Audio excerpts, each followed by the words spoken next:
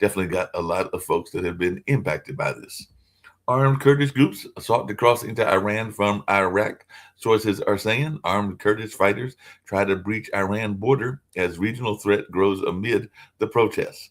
Kurdish Iranian opposition in Iraq ready to take on the regime, but says not yet as Trump steps back from some of his threats. And U.S. thinks Hamas is ready to demilitarize as Gaza deal moves to phase two.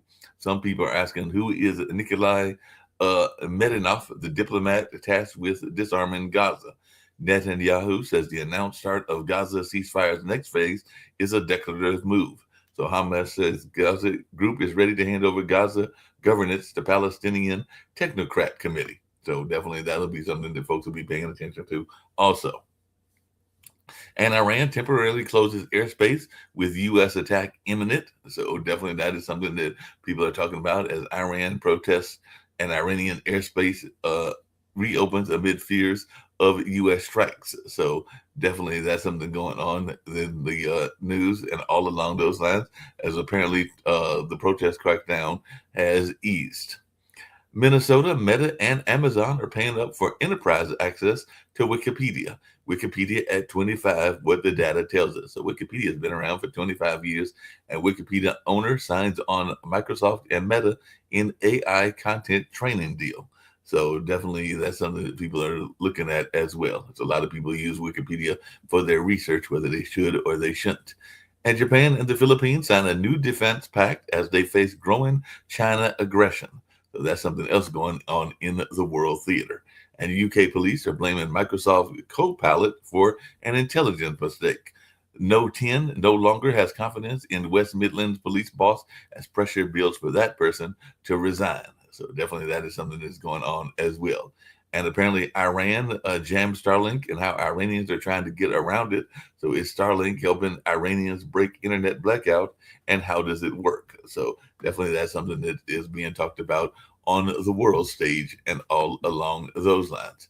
And understand that President Trump is thinking about invoking Insurrection Act after anti-ICE protests in Minneapolis. So Minneapolis on edge as Trump is threatening the Insurrection Act to end the protests and all along those lines. So it'll be interesting to see how that plays as well. And an au pair testifies of lurid plot in Virginia double murder trial. So the au pair testified that ex-lover plotted murders of a wife and stranger, and it looks like she flipped on Brenda Banfield because she felt guilty about the killings of his, Brendan Banfield, because she felt guilty about the killing of his wife and another man. So au pair jailhouse letter before plea deal questioned in ex-lover's BDSM double murder trial. So that's something that folks are paying attention to on the court scene. And U.S. seizes Venezuela-linked tanker ahead of Trump Machado meeting. So U.S. forces seized 6 oil tanker as the U.S. sees the Venezuela-linked tanker ahead of the Trump Machado meeting and all along those lines. So we'll see how that plays out as well. And Boeing apparently knew of a flaw in part linked to UPS plane crash, U.S. Safety Board has reported. Boeing knew about the flaws in the UPS plane that crashed in Louisville, the NTSB says, and definitely it looks like they have pinpointed the failed part in the UPS plane crash. And the prosecutor's vivid accusation against Maduro Belay, a complex case, which is how do you prosecute another country's president? So the DEA is zeroing in on Cartel of the Sun bosses as Maduro is hauled in to U.S. narco case. So Maduro's immunity claim tests U.S. power to prosecute a foreign leaders. So we'll see how this all still plays out in the foreign community as well as in our own community. And FBI searches a Washington Post reporter's home as part of investigation. So that is still going on as well. So definitely lots going on there. And Colbert jokes that Trump has found a new national bird. So Trump makes an obscene gesture and mouths expletive at that Detroit factory worker a couple of days ago. And definitely some people are saying, including those in the White House, that it was appropriate. But a lot of other folks are thinking that it's not that appropriate. And Democrats blast HHS for creating confusion in cutting, then restating the SAM HSA grants. So there's confusion about what we're doing with grants as well. And performative bullshit is what some Democrats fume as Kristi Noem impeachment is out there as well. So Illinois Congressman Robin Kelly filed articles of impeachment for Homeland Security Secretary Kristi Noem. So definitely they'll see how this plays out as well. And the U.S. Senate defeats war power resolution designed to rein in Trump. So Senate Republicans blocked a Venezuela war powers resolution, and GOP's Hawley and Young send an unsubtle signal to Trump bullying works, is what some people are reporting, including those at MS Now and all along those lines. And four more lawmakers in video say federal prosecutors are investigating them. More Democratic reps involved in the refused illegal orders video report receiving inquiry from the U.S. attorney. So the DOJ wants interviews with Democrats as part of the investigation into lawmakers' illegal orders video. And you've done enough. Governor Tim Walz addresses ongoing ICE presence. Minnesota and Illinois invoke the 10th Amendment in lawsuits to block federal agents in their city. So it looks like that is still going to be a conflict between the federal government and the state government as well. And Trump says Iran has no plans for executions as U.S. weighs military options against regime. Trump would want military action in Iran to be swift and decisive, sources have reported. So we'll see if there's going to be another attack on another country. And a bipartisan plan in Congress aims to create U.S. reserve for critical minerals. U.S. lawmakers introduced a bill to create $2.5 million critical mineral stockpile. And it looks like Representatives Kim and Bera lead the Dominance Act to break China's chokehold and secure America's energy future, and all along those lines. I'm going to bring in Rick Rosner, see what he's got to say about a number of these stories, as well as Dr. Sharif and everything like that. The first thing I've got to ask you, Rick, is I've had a guest on my show. I actually invited her to be on this show, and she may come on other shows as well. She owns a bartending company, but a business speaker as well, but she also has her firearms. She's got the concealed carry permit and all along those lines. So I'm just wondering, are we going to see, and I don't know if you have one or Dr. Sharif's got one in Bangladesh, but as there are threats of the Insurrection Act being imposed, are we going to see more people rushing out to get concealed carry guns? And I don't know. It's really tough to get a concealed carry permit in the state of California. My wife and I have talked about getting a gun, but we don't trust I won't get a gun for the same reason I won't get a motorcycle, because I'm more likely to hurt myself than somebody else. I understand. So definitely you might hurt yourself more than somebody else, and all along those lines. Dr. Sharif, do a lot of your people carry weapons in Bangladesh, or is that something that's more of a Western thing? No, our country not like USA.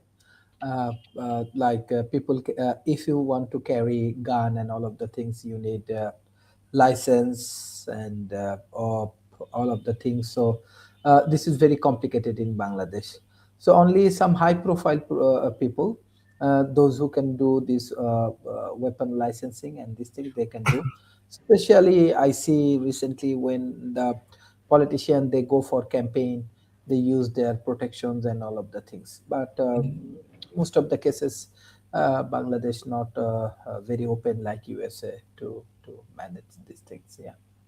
Yeah, it makes sense. Your state, Rick, is back in the news. And another story that they didn't get to is apparently the Colorado appeals panel appears skeptical of Tina Peters' sentence. So appeals judge seems skeptical of the sentence for the pro-Trump Colorado clerk and all along those lines. So it looks like she's going back to court after a boost from the Colorado Democratic governor. So maybe she's going to get a lighter sentence since the appeals court. I don't know. I think she got 10 years roughly for getting a hold of voting machines and messing with the tabulation. And I mean, she committed, explicit voter fraud, and the penalties for that are fairly severe.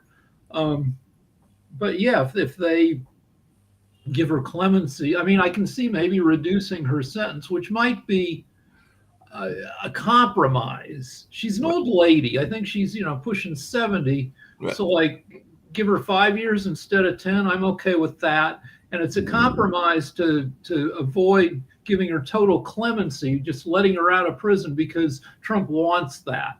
It's people kowtow to Trump, and It's a reasonable political strategy because we got 3 more years of the frickin' guy, but at the same time, it's disappointing.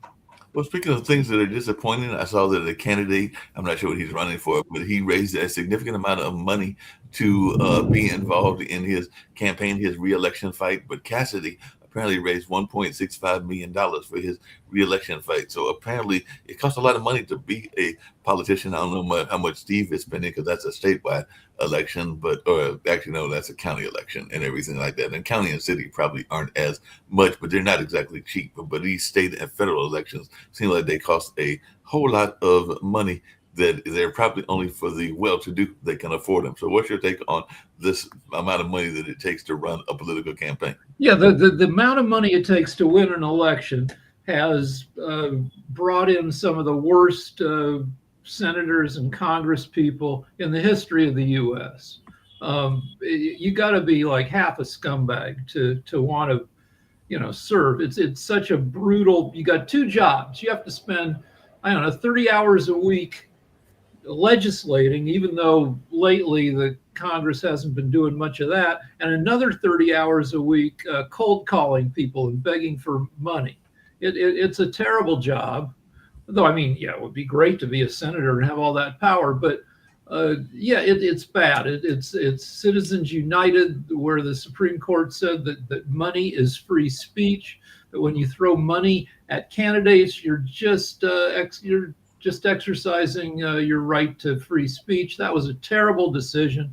And I don't know, we need to get, everybody will tell you, including David Walker, you got to get money out of electoral politics, but there's no way that'll happen in the near future. Yeah, that's very true and everything. Apparently, the Noble Committee is taking heat at home as Machado is quoting Trump in D.C. And it just occurred to me, I think she's already got her trophy. So is there some possibility that she might just hand the trophy to Trump since he's already wanted the Noble there's Committee? A chance. She kisses his ass, and it's just a freaking gold medal. And if it gives her a political advantage, there's a chance. I mean, he is definitely bribable by that kind of crap. You give him some kind of gold trophy, and he loves it, and he'll do what you want. You just give him a gold trinket and he'll be very happy and everything. By the way, the Clintons are back in the news. They say Comer is lined with impunity about the Epstein inquiry, and they are still refusing to testify in the Epstein inquiry, according to the New York Times and everything like that. But it looks like Representative Comer is launching a contempt proceeding against Bill Clinton. Yeah, Comer is a freaking idiot who looks like a thumb. His head looks like and he always announces all these actions and all these revelations, and nothing ever comes of any of them. In the case of Clinton, he's in the Epstein files, but he hasn't been president in more than, in exactly 25 years. So it's been a long time. It's more important to see, where our current president is in the Epstein files. Well, that's much more important than everything. Speaking of that, apparently abortion's back in the news because Newsom, where you're at now in California, said he's not going to extradite an abortion provider to Louisiana, but Louisiana wants a California doctor extradited to face. Okay, so here's the deal. There's Plan B pills. If you have sex and you don't use a condom, and the guy, or the condom breaks, you can go get a pill called Plan B the next day or in the next 3 days to remove any risk of getting pregnant. These pills are totally safe, but in states that are anti-abortion, they have legislated against them. And a law in Louisiana says if an out-of-state doctor sends Plan B to somebody in Louisiana, they're in violation of the law. And Newsom's saying your law can suck it. We're keeping our doctor here, even though he's sent Plan B, I assume is what he sent, to Louisiana. Yeah, that makes sense and everything. There's another issue that I was watching a documentary about yesterday, and I'd love to hear your thoughts about it because I think it's still ongoing, but it involved the Memphis Seven and all along those lines. And that was this notion of unions. How big do you think unions are? Because apparently one of the biggest coffee companies in the world, Starbucks and everything, had faced a effort by their workers to unionize around COVID safety and around finances. All right, so the American workers get bullshitted. The unions, a third of Americans used to belong to a union. I belong to a union. Unions are great. I have amazing lifetime medical insurance and a lifetime pension from unions. But Americans have been told, no, that you do better if you're on your own. You just need to work hard. And so the number of people in unions was cut in half. And which is sad. You know, people have protections in European countries, and what we get is bullshit and terrible. You know, the working conditions like Amazon, where you know, you don't even have time to find a bathroom. You just have to piss into a soft drink, a Gatorade container if you're driving one of their delivery trucks.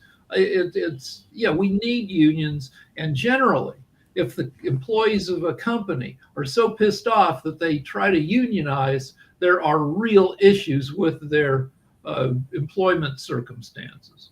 And by the way, I was wrong yesterday. I don't think the trans decision has come, even though it does seem like the Supreme Court will go against the trans athletes. So I was wrong when I said that yesterday and everything like that. So the case hasn't been decided, or at least it hasn't been officially decided, even though most people think that the courts are leaning against the trans athletes. But the U.S. Department of Education's Office for Civil Rights has initiated 18 Title IX investigation. So apparently the Trump administration has opened up 18 new probes over trans athletes. I didn't even so they found out of 50,000 varsity college athletes, apparently they found 18, which is what, 1/30th of 1% of, you know, one kid in 3,000 is trans. And so they're trying to, it's never been the frickin' Dems. The Dems have minimal concern about trans athletes. It's always been the Republicans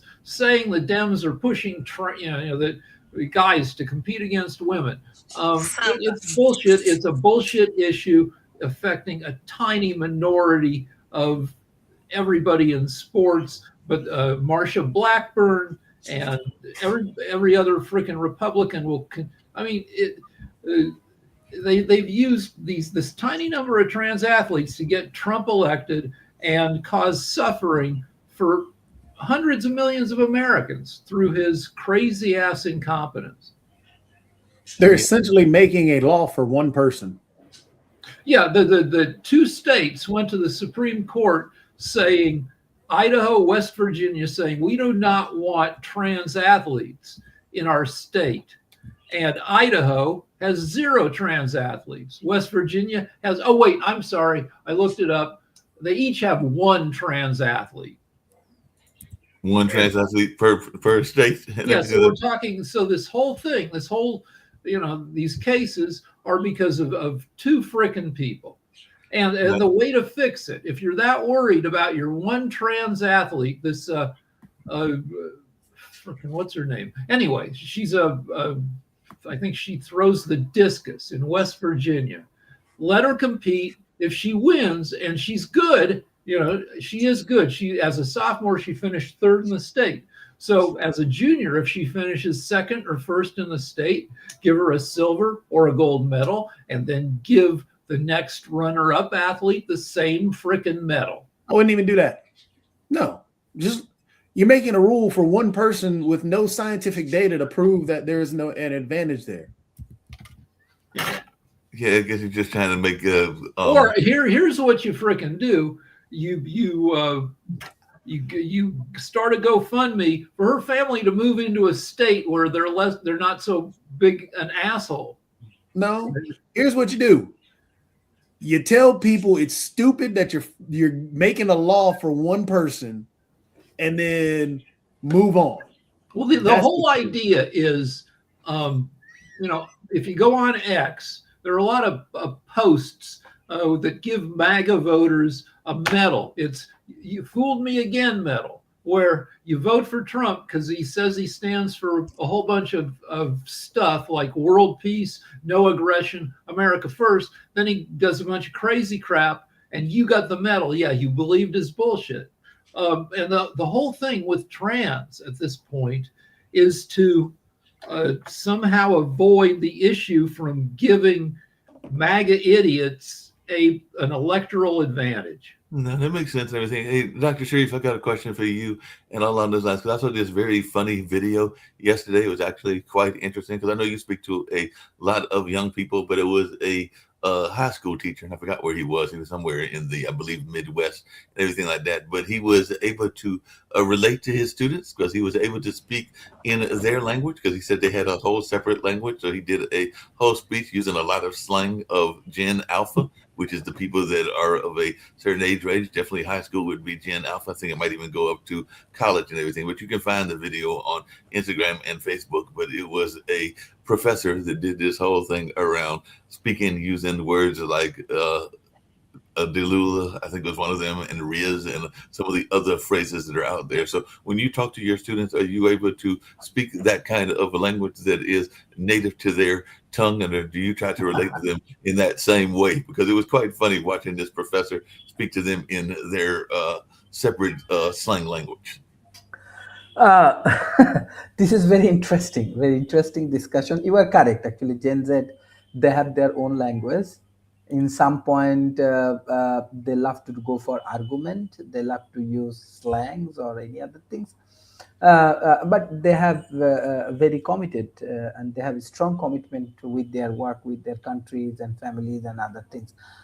If you ask me honestly, I never use this kind of language with my students. I never encourage students, the Gen Z, to utilizing this kind of things, because at the end of the day, you have to go for your profession. You have to go for your own company build up, or you have to go for your real leadership activities. That time is some point is trouble. But I believe this is interesting point, and hopefully everybody will adjust with this process. No problem. Jacoby, do you ever relate to those people? Because I know you speak to some young people, both in the cosplay world and in the gaming world and everything, that are in that age range. But do you ever do like this professor? Because like I said, I just stumbled across that video. I believe it was literally either last night or this morning, and it was quite. The students were having a field day with the professor literally doing, or the teacher doing a lecture in their style of language. I was just wondering, do you ever attempt to do that yourself? Joke with people using different colloquialisms. I couldn't even get it out. Colloquialism and slang, but using it there. Yeah, I mean, that's what everybody does. I mean, if you're going to relate to people or have fun with people.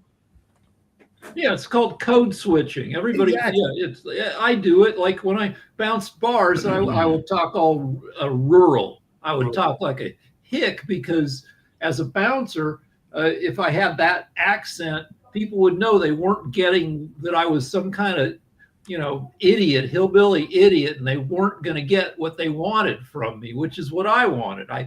Usually when people are bugging the bouncer, they want something that you can't give them, like to keep getting served even though they're shit-faced, or to get an underage person in. And if you talk like a freaking dang, mother, anyway, yeah, people do it all the time. My wife hates it.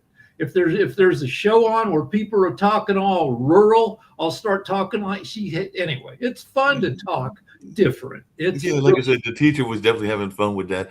I'm sometimes wondering, do we know enough about our historical figures? I mentioned that there was a civil rights leader, that it was I think a precursor to Rosa Parks and everything along those lines. If I remember Claudette, and I think I'm saying her first name right, and everything along those lines. But then I was watching a documentary yesterday about one of the founders of NOW, who's still living at the age of 96 and all along those lines. And she might be getting ready to push near 97, but she was also involved at EEOC at the time of the Civil Rights Act, and was literally escaped from Berlin during the Nazi time, that being Sonia President Fontes. And I think a lot of people, because like I said, I'm not going to say that I automatically knew who she was until I was watching the documentary, and then I was fascinated by her life story. And this is a feminist activist, writer, and public speaker, and everything like that. But do you think that we do? People don't know shit about history. It's like Rosa Parks. Everybody knows she didn't want to get in the back of the bus, and it's like since you don't know the story, you think, oh, one day Rosa Parks just decided, hey, I've had enough of sitting in the front of sitting in the back. I'm going to stay right here. No, Rosa Parks and Claudette, they were activists. They were highly, involved and educated in the issues. And when Rosa Parks didn't give up her seat in the front, that was, a part of an explicit strategy and a movement. And people don't know. Didn't know Claudette. I still don't. They said that she was Claudette Colvin, who just passed away back on January 17th, was an American pioneer of the 1950s civil rights movement and a nurse's aide. And on March 2nd, 1955, and I can't remember if that was before or after Rosa, she was arrested at the age of 15 in Montgomery, Alabama, for refusing to give her seat for a white woman on a crowded, segregated bus. So she did the same act as Rosa Parks, but I think more people know Rosa Parks because that's the one that gets more of the credit, historically speaking, and everything like that. And I don't remember the timeline and everything like that, but definitely she was in that fight and everything. As a matter of fact, there was even a notice that said who came first, Rosa, or it looks like Claudette Coleman was actually the first one and everything, because her act, Rosa Parks did hers in December of 1955. And people are going to have to do it all over again. Trump today announced he's not giving any visas to people from 75 countries, and all 75 countries have non-white people in them. I'm sure if you want a visa and you're in frickin' Sweden or Finland, great countries, by the way, Estonia, you're fine. You can come over here, but not if you're, any of the countries in Dr. Sharif's neck of the woods, in Africa, where people might, there's a meme from Family Guy where a cop is holding up a card to Peter Griffin, the dad, trying to decide whether he's guilty of a traffic offense, and the card shows 3 shades of white, and it says okay, and then 3 shades of brown and not okay, and that's what our government right now. Oh, ICE, 2,000 people sicked. 2,000 ICE officers have been stationed in Minneapolis to create disorder, even though Minneapolis takes only 600 regular cops to maintain order. And ICE is just going around just being all crazy, and nobody's discouraging ICE to be assholes. And Trump is threatening to do the Insurrection Act because Minnesota is being rebellious. It's all designed to fuck with the midterm elections. Yep, and that's it. He's already floated the idea that he wanted to suspend. How do you suspend the elections? The suspension of the elections. He brought that up last year. Coming into this year, he's testing out things. He's testing out ways to be able to suspend the election. That's all this is. The Insurrection Act. Can I suspend the election if there's an Insurrection Act? If I declare martial law, can I suspend the election due to that? This is all that is. Where it goes next, because you have what's going on in Minnesota. Then you're going to have have the same thing go on in New York. You're going to have the same thing go on in other blue cities and blue states. That's all this is. He's testing it.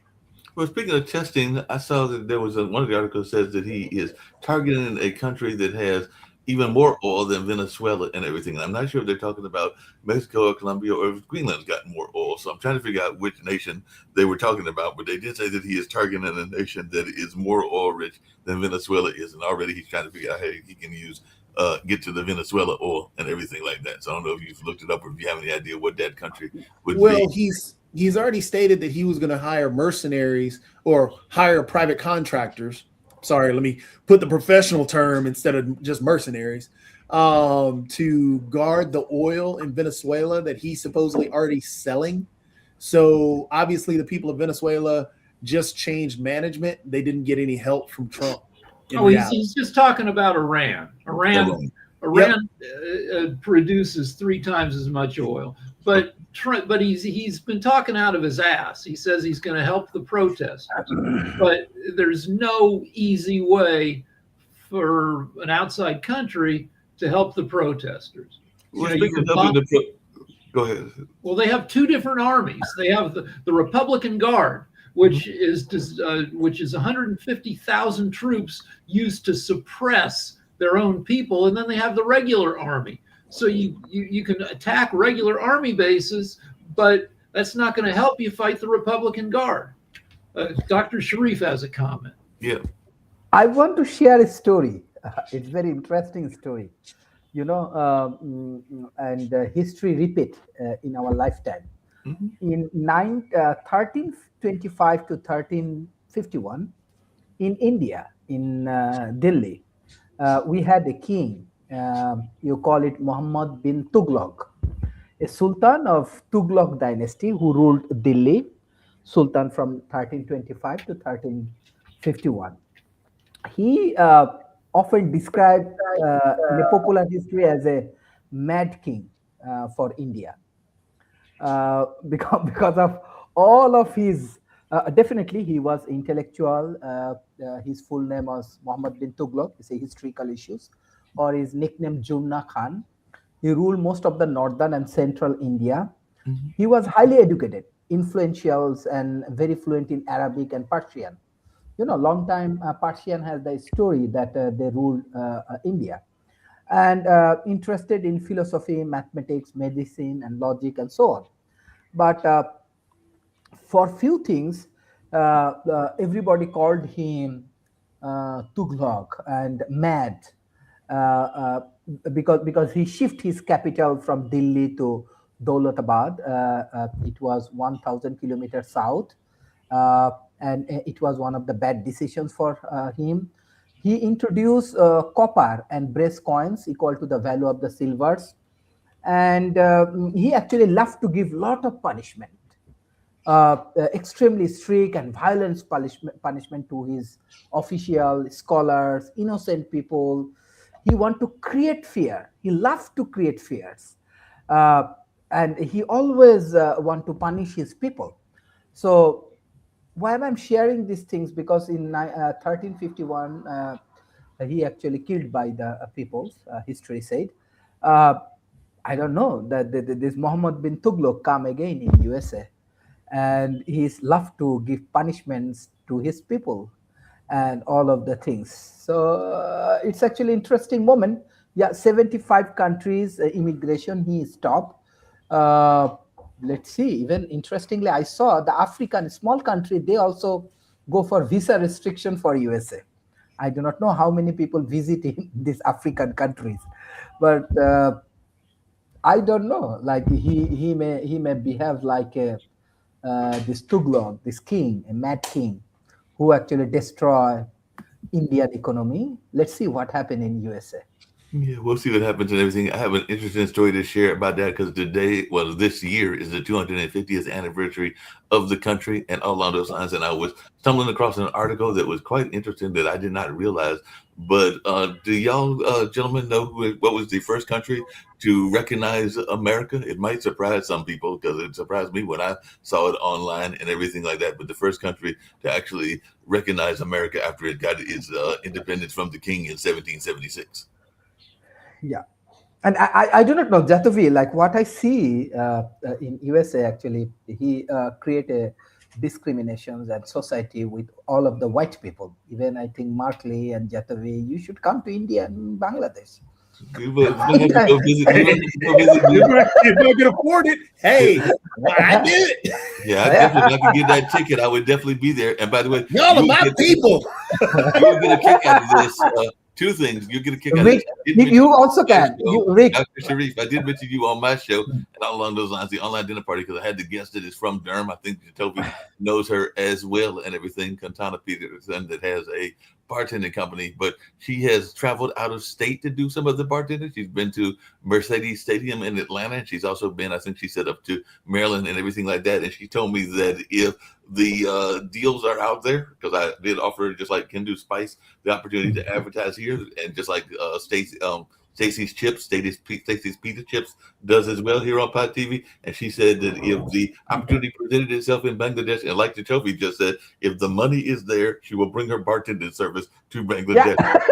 Yeah. So she will bring it all Look, the way look, to I'm you very if the serious money kind of is man. there, even though I know that a lot of those countries are very much anti-alcohol. Not saying all of them are, but I know that a number of them are. And all of those, by the way, this is where you'll be glad to know the first country to recognize America, and this folks that I saw this on several sources, including AI and everything, was actually a Muslim country.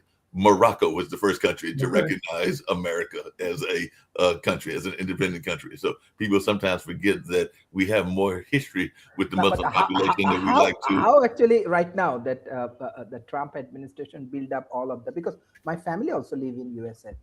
I think he also only want white people. Let's say he welcome South African white people in USA.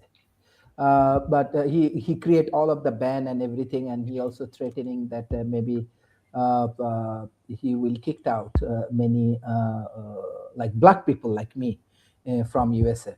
So here is the deal. Deal is like my talent economy. We do focus on our own economic and employment and climate innovations. So Jatavi, you are welcome. You are talent, you are intelligence. Rick, you are also welcome because you are very popular in Bangladesh, in South Asia, in India. If you come, you can get. And Markley, you are very hardworking, very smart guy. We need your expertise to build like branding Bangladesh or branding this area, like all of the things. So I trust me, like from my experience, I see when different cultural people come together, it's become very productive, very productive. Even in Alibaba, I discussed with their CTOs when I was in Malaysia that how you build up so much a big company. They say we always welcome cultural diversity from different cultural people, even they come from North America, from Europe, from Bangladesh, from Africa, whatever it is, we go for cultural diversification. The same thing I saw in Silicon Valley. You have a great companies and great corporations, and I do not know what about the politics. Maybe this is right, but I do not mind. I want to welcome you all because you people are talent, right? You have talent. You have extraordinary abilities. So let's come here. Yes, you can contribute in $1 trillion economy, and you can be next billionaires. No problem with your gaming industry, with your media. Yeah, you can be next billionaires, right? Yeah, we can possible. compete with Elon Musk and all along those lines. But as Jacoby knows, there was a gentleman that was a great historian, and he had a similar philosophy to you, Dr. Sharif, which is why there is a whole center named after him and all along those lines, and why a lot of international studies are done. So we might have to get you to come here to the U.S. and actually maybe have an affiliation with the John Hope Franklin Center. What do you think, Jacoby? Don't you think Dr. Sharif would be a great fit for the John Hope Franklin Center, which I know does a lot of international studies at Duke University, where me and you are located in Durham, North Carolina. So I think Dr. Sharif could do a good fit for the John Hope Franklin Center. What do you think, Jacoby? Yeah. I don't know John Hope Franklin. Yeah. Is there any link or anything you can share with me? Trust me, there is a very interesting business story, cultural story. Yes, please.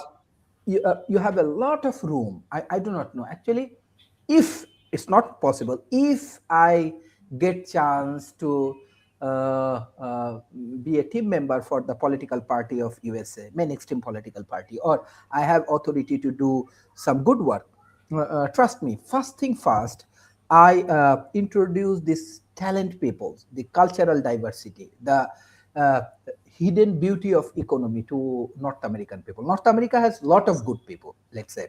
My colleague, all of you are brilliant and you have all of the brilliant idea in mind.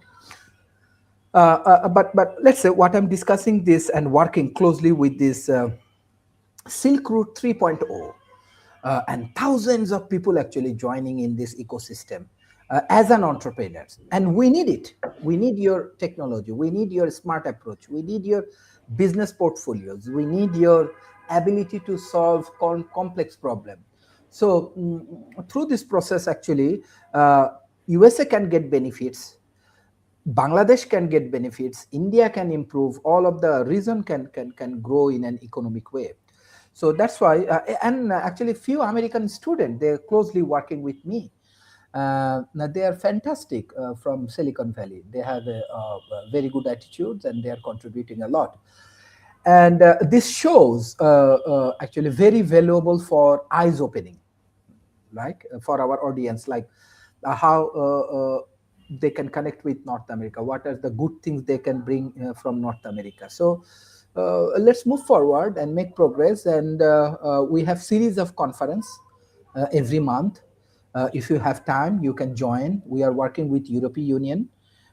We are working with definitely with African communities and South Asian community. So I want to welcome you all. Let's join and share your views. Take actions beside these discussions. Take some action, business action, right?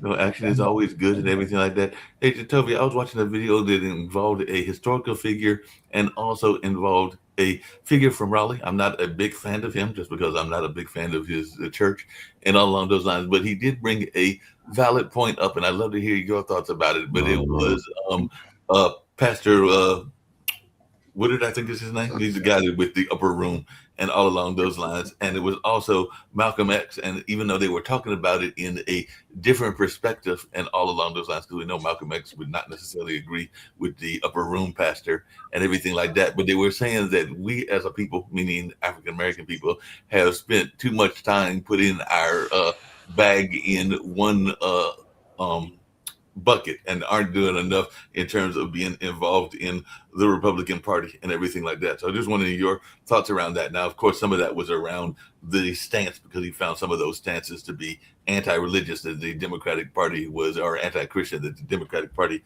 was behind. And I don't agree with him on that and everything like that. But I just wanted your take, because even Malcolm was like having this notion that we have that the conservatives and the liberals are talking to each other and working in consort with each other and aren't necessarily working for the interests of the people and everything like that. So I just wanted your take on those arguments and if you had any thoughts around that.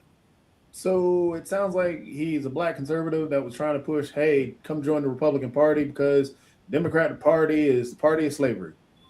That's same redundant routine that they continue to push, even though when they say that, they ignore the fact that the party right now that's flying the Confederate battle flag is MAGA, the Republican Party, the party that is cutting all the funding to minority things is the Republican Party. The party that's literally only has one black male senator in the Senate, I think, or is he still there? You talking about Tim Scott? Because I'm not sure Tim Scott is still there.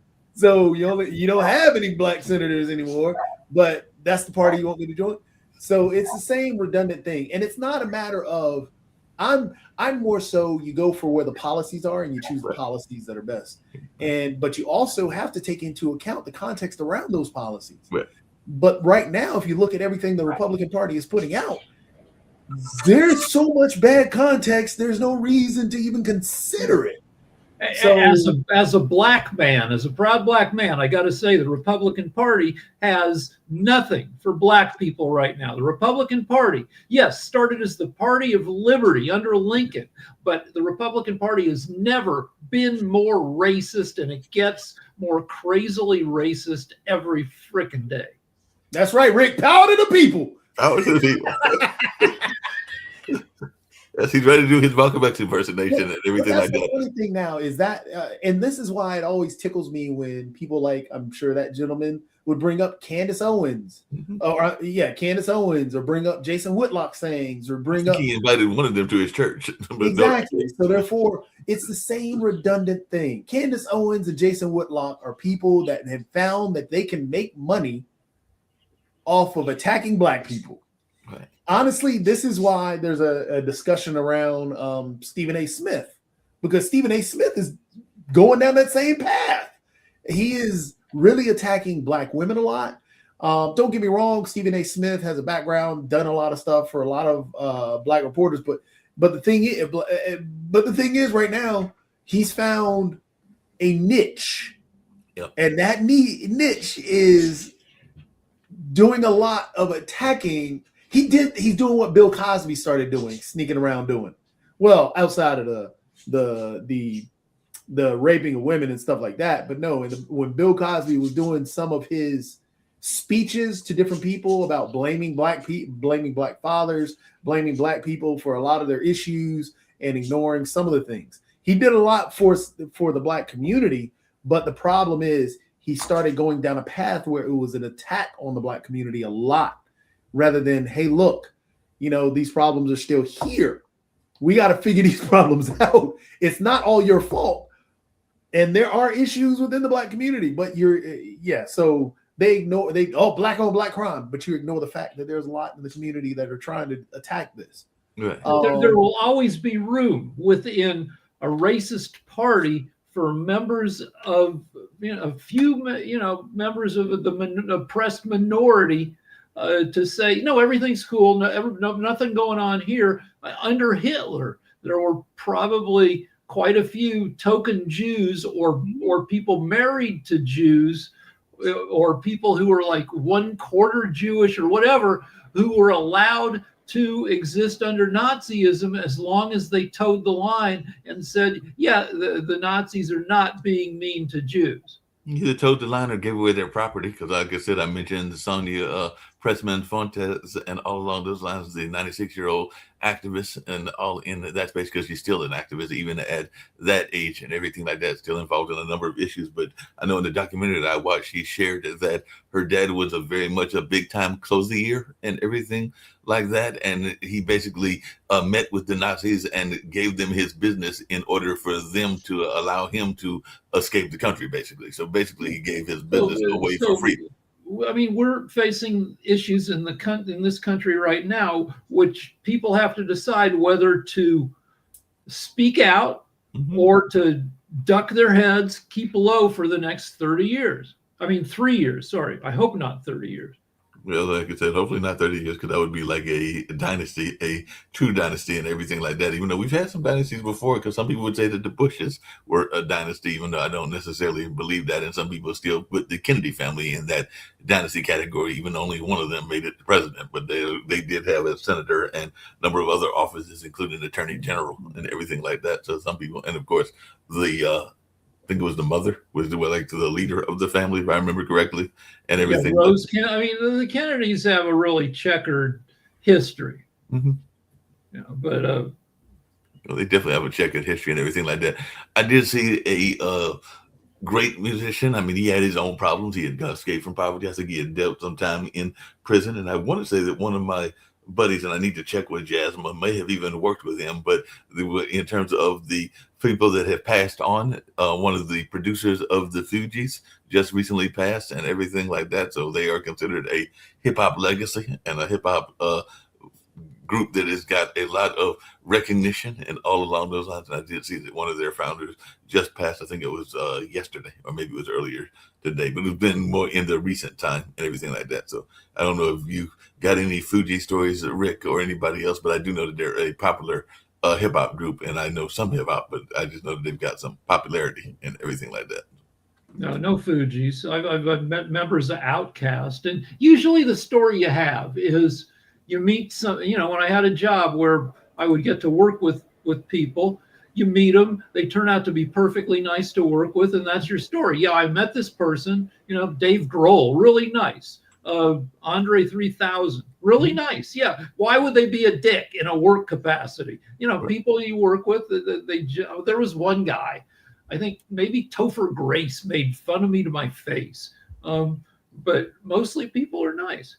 And most people are nice and all along those lines. And of course, we know the talk shows are having, which you worked in that business, are having a field day with our good buddy, Mr. Trump, President Trump, because they just start finding all kinds of great material that he's allowing them to have, because a lot of the stories are very funny that are coming out of his space that are material for the late night host. You used to work in those rooms, so I'm sure that if you were in those rooms now, you would be among those having a field day, writing all the jokes for the Seth Colberts, the Jimmy Kimmel's, and the others. No, it's not a field day. It's not a field. Like when some a-hole occupies the spotlight for too long, it becomes miserable because You have to keep cranking out the jokes, but you used up all your good jokes like years ago. Michael Jackson, remember his time of trouble where he was in and out of court for years for, allegedly touching boys? Try to joke about that for 2 years in a row. When Britney Spears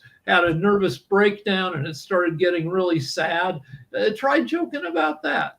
When Amanda Bynes went, people couldn't joke about her. It got too sad. And, I feel a little sorry. I mean, it's a great job to have, so I don't feel that sorry for people in late night. But I feel a little sorry because they still have to keep coming up with shit about Trump for the 12th consecutive year.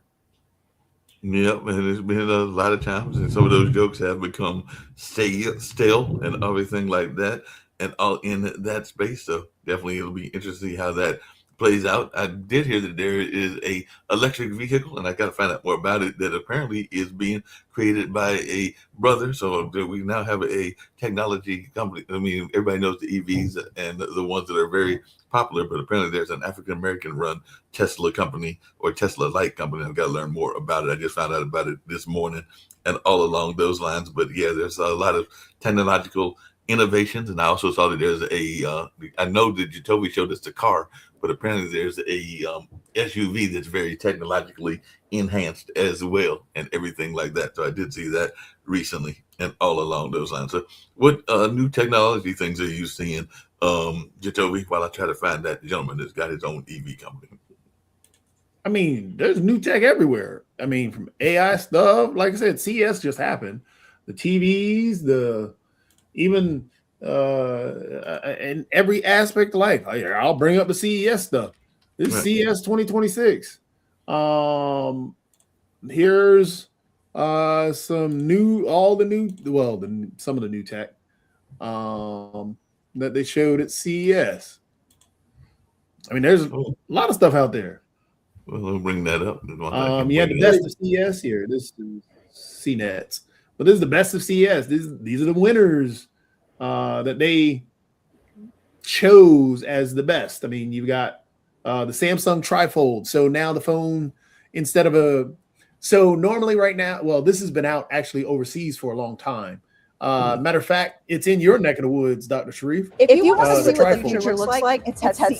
It's the world's largest tech conference. And to give you a taste of the tech that really matters, here are some of the official 2026 best of CES winners, awarded by CNET. It's a team of tech sites made up by CNET, ZDNet, PCMag, Mashable, and Lifehacker, because we are the official media partner of the Best of CES Awards. And the winners were chosen from our team of experts on the ground, checking out the tech. Again, that Samsung Trifold. The Best Artificial Intelligence Award went to Lenovo's Kira, which is like Lenovo's answer to Apple Intelligence. Hey, Kira, catch me up on what I missed today. As well. Here's what matters. It's this hybrid AI personal assistant that uses a mix of on-device processing and cloud-based models. The assistant then becomes available anywhere, even if you're switching from your phone in your pocket to the laptop or tablet in your hand. And it's included with Lenovo's devices. The Best Tech in Gaming went to a Lenovo Legion Pro rollable concept. Now, we have seen rollable OLED displays before, but Lenovo now has one that brings ultra-wide gaming to a laptop for the first time. That makes it a perfect portable battle station. Lenovo also had the Best Laptop Award for a modular laptop design that is more sustainable. It is called the ThinkPad X1 Carbon Gen 14 Aura Edition. Lenovo calls this a space frame design. It lets you access and replace individual parts when something breaks, instead of getting a whole this laptop. Right here, though, is brilliant. Samsung wowed the crowd with the Galaxy Z Trifold, which won Best in Mobile Tech. Now, this hybrid gadget is a standard phone, you can take out pieces, but that's it opens up to huge a sprawling 10-inch display. So it's a practical 2-in-1 device that evidently, fits like your I pocket. said, that Trifold maybe it is depends already on up your overseas. The Best Robot Award went to Boston Dynamics Atlas, and it stood out because it has this naturalistic walking gait, and it's ready to be deployed at Hyundai manufacturing facilities. So it might just work on your next car. A smaller bot took the title for Best Smart Home Tech. Roborock's Soros Rover is a floor vacuum that grew legs to climb stairs. These bendable legs are controlled independently to avoid obstacles. got, and Rick? it even cleans the stairs. I have more The fun part of technology news. CES is seeing Okay. all the luxurious televisions. They've The best new discovered TV a is the group Samsung of apes S90. on the savannah who make spears. They carve spears using their teeth. They chew on sticks until they form a sharp point by chewing on them, and then they use the sticks to impale bush babies, which are tiny primates. So this is one of the, we thought we were the only species who makes spears, but no, they found some freaking ape that they make spears and they soak in hot tubs, that they're natural hot springs, and so I don't know. Yeah, that's interesting and everything. Just really quickly, that gentleman that I was trying to remember was in Atlanta, and apparently it's Derek Bailey. He is a prominent entrepreneur who founded Derek Automotive and is aiming to be the first Black-owned EV manufacturer in the U.S., focusing on retrofitting gas cars to electric and developing self-charging EVs with integrated generators, carrying on the legacy of the first African-American automaker, C.R. Patterson, because apparently C.R. Patterson did that when he founded the first Black-owned auto company, C.R. Patterson and Sons, in the late 19th century. And there are other Black entrepreneurs in the EV space as well, including Josh Avis with Spark Charge and Paul Francis with KIGT, which are addressing the EV accessibility through mobile charging and changing charging station installations respectively, further expanding opportunities in the green energy sector. So I might try to reach out to them and see if we can get them on The the show. good news about car manufacturing is in the years of really shitty cars, the 70s and 80s, it was tough for a new car manufacturer to break into the market. And so you bought crappy American cars and you liked what you got, which was not, the cars were not great. They fell apart, they got terrible mileage. But now the barriers to entering the market with a new car seem to be much lower. There are a ton of new car companies, and that's great for everybody. Yep, tons of those that are coming on, and that's like I said, it apparently is driving the economy. Because, like I said, the retail sales, which actually surprised me, because I know a lot of times we've been complaining about how the economy is going and everything, but apparently car sales was a major thing that was driving the economy in the holiday season around November and December. And like I said, my own mom is looking for a car right now. The last time I talked to her, which was yesterday, she's still in that hunt, but she's been given a little bit of an extension on her lease. So she's got a couple of extra days to find that car before she might have to renew the lease or on the rental or widen the search. Yeah, the whole business model of the car industry is going to have to change because, Gen Z, Gen Alpha, those people won't have the money to blow on cars that the previous generations had. So cars are going to have to get cheaper. They're going to have to get smaller. People are going to have to figure out car sharing applications where, most people's cars sit, just just parked for 23 hours a day. And so the whole industry is going to change. Yep, no doubt about that. And on that note, we're going to get on out of here. We got other shows coming up, including World Politics at 5:00. But all right, see you then. Yep. So we're ready to get on out of here, and I'll catch y'all on the flip side.